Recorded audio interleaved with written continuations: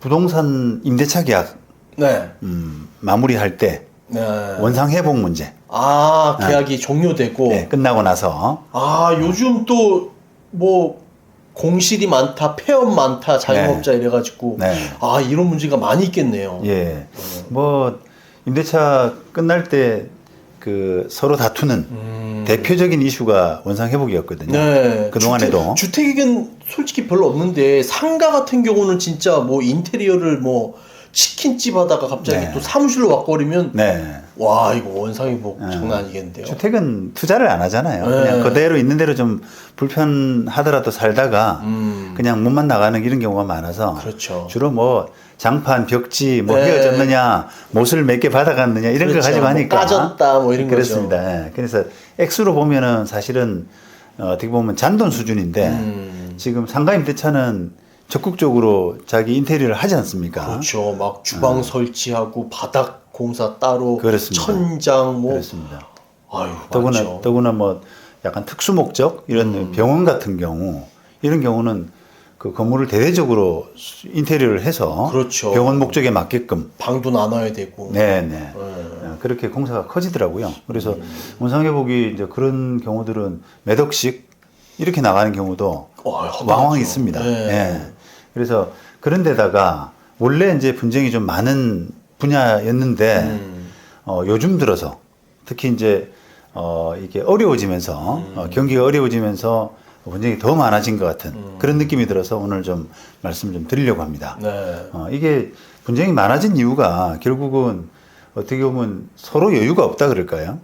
서로 임대인이든 임차인이든 서로 여유가 없어서 그런데 자 예전에 한번 보시죠. 예전에 경기가 좀 좋을 때는 세입자도 이제 장사를 해서 어느 정도 좀 벌어먹고 수익을 올리고 이렇게 이제 나가고 또 권리금도 조금 받고 네, 비슷한 그죠? 업종이 들어오고 네. 그다음 또 이어서 바로 세입자가 이제 들어와서 스무드하게 소위 말하면 그렇죠. 그 원상 그 시설들을 뭐 인수할 거냐 말 거냐 그다음에 뭐 저기 그 시설들을 그냥 그 세입자가 나중에 뭐 어떤 부분은 쓰고 어떤 부분은 버리고 뭐 이렇게 가져가고. 해서 스무드하게 좀 되는데 네. 지금은 한번 보시죠. 이게 세입자가 장사가 좀 안 돼가지고 부득이하게 권리금도 못 받고 손해보서 나가고 네. 그 다음에 곧이어서 들어올 세입자도 없고 없으니까 그죠. 그러니까 네. 어떻게 쓸 줄 모르니까. 예, 세입자도 그동안엔 손해가 막심했는데 이제 원상회복 비용까지 물어주려니까 마음이 여유가 없는 거예요. 근데 저도 알아봤는데 원상회복이 그냥 다 뜯으면 되는 줄 알았는데 이게 또 돈이 장난 아니게 들더라고요. 예전에 비하면 또 많이 들어갑니다. 왜냐하면 예전보다 이제 폐기물 처리 이런 비용들이 좀 많이 올랐거든요. 엄격해져 가지고 그렇기도 하고 게다가 이제 임대인들도 여유가 없지 않습니까? 임대인들도 세입자가 바로 들어오고 하게 되면은 어쨌든 마음에 좀 여유를 가지고 그냥 뭐 내가 할게. 그냥 너 장사 안 돼서 나가는데 그냥 나가라. 내가 뒷처리 내가 알아서 할게. 이렇게 되는데 세입자도 안 들어오고 수입이 끊기는 상황에서 그렇죠. 그런 여유가 안 되는 거거든요. 그러다 보니까 더 이렇게 갈등이 심한 것 같은 생각이 듭니다. 더 싸나워지겠네요. 다 손해봤으니까. 네, 그렇습니다. 그래서 일단은 이게 원상회복의 이제 원칙이라고 그럴까요? 원칙은, 임대차 끝나고 나서 임대인이, 건물주가 그 원래 임대차 시작했을 때 상태는 이랬는데 너가 시설을 이렇게 바꿔놨으니까 요 부분에 대해서 원상을 복구해야 되고 그 비용이 얼마 들어가고 그런 부분에 대한 입증 책임 그걸 임대인이 부담을 한다. 그게 이제 원칙이고요. 그래서 임대인은 임대차 계약 당시에 현상을 조금 가지고 있어야 돼요. 사진을 찍어놔야 되겠군요. 네, 사진, 영상 이런 부분들이 나중에 몇 년 지나서 분쟁이 될 때 누군 감정인 그죠? 재판에서 감정인한테 보여줘가지고 감정인이 이런 상태였군요 라고 해서 그 자료를 바탕으로 뭔가 감정을 할 수 있는 그런 상태까지는 적어도 자료를 좀 만들어야 되거든요. 그런데 현실은 그냥 계약서에 원상 회복한다 한 줄. 맞아요. 그렇기 때문에 그게 세입자 입장에서 이제 분쟁이 생기게 되면 원래 이랬다라고 하는 경우가 많아요.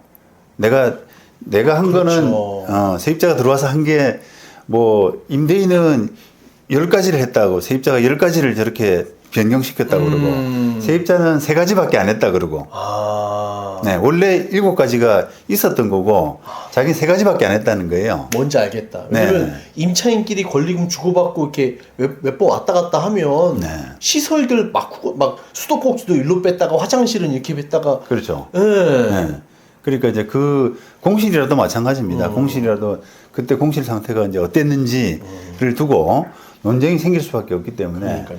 입증 책임을 부담하는 건물주 임대인이 그 상태를 임대차 개시할 때 상태를 정확하게 자료를 남길 필요가 있다. 아, 그래야 되겠네요. 예, 요게 이제 원칙입니다. 그리고 또 한 가지 이제 당부드리고 싶은 부분은 이게 지금 말씀하신 것처럼 그 전 세입자한테 시설을 인수하는 경우가 있잖아요. 그렇죠. 왕은 있죠. 그 권리금이라고 주는 거잖아요. 그렇습니다. 그래서 시설 권리. 근데 이제 저 반대로 그 전 임차인한테 뭐 인수하는 게 아니라 그냥 빈 공간을 건물주한테 그냥 임대하는 경우도 있고요. 있죠.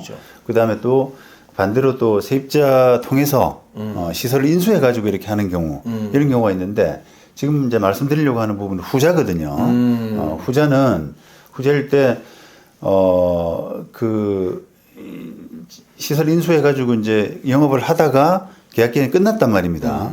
그러면 그 내가 원상 회복해야 될 범위가 네. 내가 들어와서부터 시설한 것만 하느냐 아니면 전 세입자가 해놓은 거까지도 내가 해야 되느냐 이런 문제가 생기는 거예요.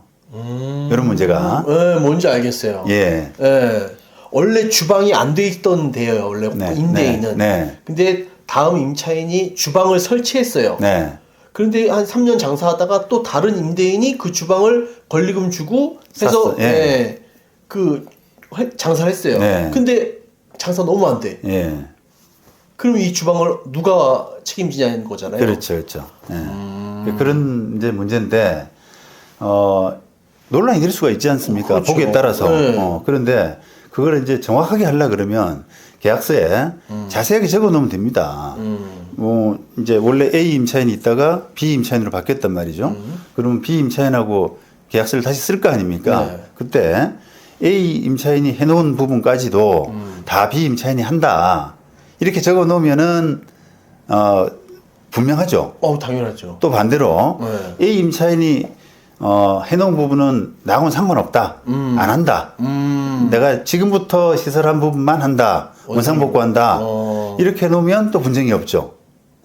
그런데 그렇게 하지 않고 그냥 명도할 때 계약 종료할 때 원상복구한다 이렇게만 써놓는 거예요. 그렇죠. 계약서에 기본 그냥 원상복구에. 원래 뭐 문방구 계약서 맞아요. 적혀 있는 그대로. 예. 그렇기 때문에 이제 분쟁이 발생하는 건데. 그러네. 네, 그렇습니다. 그런데 이제 만약에 상세한 내용이 없이, 아까 지금처럼 뭐 한다, 안 한다 이런 내용이 없이, 그냥 이렇게 문방구 계약서에 들어가 있는 폼 그대로 원상 회복한다라는 정도만 있으면 대법원 판례 해석은 네. 세입자한테 유리하게 해석을 합니다. 자기가 했던 것만 해도 좋다라는 그 뜻으로 해석을 해요. 임대인이 10가지 얘기했는데 임차인은 나 한 가지뿐 안 했어. 내가 들어와서 한 거는 한 가지 가지야. 뿌렸겠다. 나머지는 다 전 세입자가 한 거다.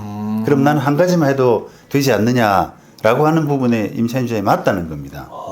세입자 위주군요. 세입자의 주장이 이제 맞다. 그 부분이 이제 대법원 1990년 판결인데요. 이 사건이 많으니까요. 내용 보시면은 전 임차인이 무도 유흥 음식점으로 경영하던 점포를 세입자가 임차인이 소유자로부터 임차해서 내부 시설을 개조 단장했다면 임차인에게 임대차 종료로 인해서 목적물을 원상 회복해서 반환할 의무가 있다고 하여도 그죠? 별도의 약정이 없는 한 이렇겠습니다. 안 써놨구나. 별도의 약정이 없는 한 그것은 임차인이 개조한 범위 내의 것이다 이렇게 믿습니다. 그 임차인이 개조한 범위 내의 것으로서 임차인이 그가 임차받았을 때의 상태로 반환하면 되는 것이지 그 이전의 사람이 시설한 것까지 원상회복할 의무는 까지는 없다. 있다고 할 수 없다. 이렇게 표현했거든요. 그래서 기본적으로는 요런 이제 스탠스를 취하고 있는 겁니다, 대법원이. 근데 이제 물론 여러 가지 이제 뭐 그 상황에 따라서 또 계약의 합의 내용에 따라서 네. 다르게 해석할 여지는 있죠. 그렇죠. 그러니까 뭐 시설을 완전히 인수해 가지고 그 인수했기 때문에 그 시설까지도 이제 완전 소유권 자체가 뭐 세입자한테 넘어갔고 등등 이런 걸로 볼 때 그 원상회복 의무는 그 인수한 시설의 부분까지 다 포함되는 거다. 하거나 그렇게 써요. 하는 특별한 사정이 있으면은 이제 그렇게 하는 것이고요. 그렇지 않고 일반적인 해석으로는 이렇게 해석할 수밖에 없다는 겁니다. 그래서 이런 해석에 따르면은 이제 원상회복을 좀 제대로 해야 할 책임이 누구한테 있겠습니까? 임대인한테 있겠죠. 그렇죠. 임대인, 건물주한테 있는 거거든요. 건물주가 계약서를 좀 단단히 쓰셔야 돼요. 이거는 전세, 네가 시설 인수 받았으니까 전 세입자가 해놓은 것까지 다 한다. 그리고 원상회복을 한다. 네, 원상회복을 다 해야 된다. 그 다음에 원 상태 그 시설이라고 하는 것은 요런 내용이다. 영상, 사진 이런 것들이 좀 계약서에 좀 첨부가 돼야 되는. 와, 그걸 챙겨야 되겠네요. 챙겨야 됩니다. 네. 왜냐하면 이제 지금 드린 것처럼 원상회복의 분쟁이 점점 이제 규모도 커지고요, 액수가 커지고. 그렇죠. 이게 큰 호프집 뭐 하여튼 큰 음식점은 이게 인테리어 비용이 뭐 3, 4억 들어간 데다가 철거 비용만도 막 5천, 1억 나오더라고요. 그러니까요. 예, 분쟁의 규모도 커지고 또 분쟁의 빈도도 잦아지고요. 이제 서로 아까처럼 서로 여유가 없다는 거예요. 양보할 여유가. 그래서 그런 부분을 감안한다 그러면 이거는 조금 더 건물주 입장에서 정확하게 짚고 넘어가야 될 그런 필요성이 크다. 이런 말씀을 드리고 싶습니다. 네.